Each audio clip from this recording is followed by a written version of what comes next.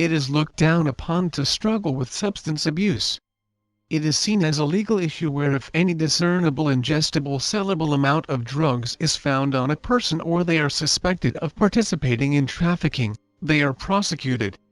They are fined, sentenced to probation, community service or jail time with a misdemeanor or felony drug possession charge depending upon the amount determined to be present. What about the drug addiction that man or woman is dealing with?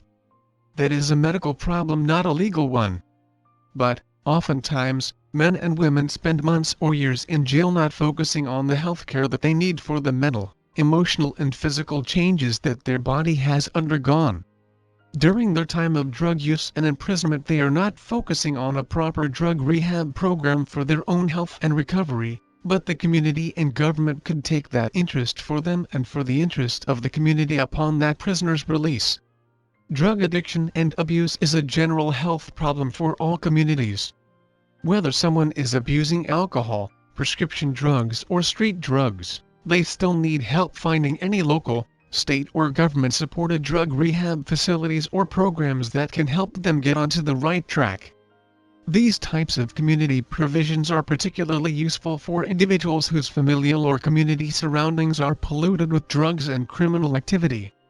Their drug consumption is one health issue that they have to conquer for themselves, but their criminal acts of theft or assault for the financial support of their drug habit is a separate legal issue. But the numbers have not decreased enough to warrant assumption of success in this arena. Because when it comes to local, state and federal public health programs for drug abuse, there have been too many financial sacrifices made in this area. There have been cutbacks in the availability of these services because they cannot meet the intense demand of many communities.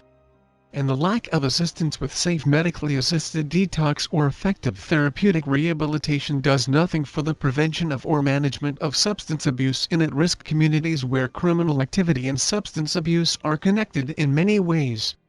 According to the Federal Bureau of Prisons, drug rehab assistance has existed within the prison system for 20 years. They must, as do programs available to the general public, implement the latest statistics, data and practices in order to provide the most effective treatment. The implementation of these programs fosters a genuine increase in positive behavior, inmate education, achievement of employment, interpersonal relationships with their loved ones, and improvement of well-rounded health.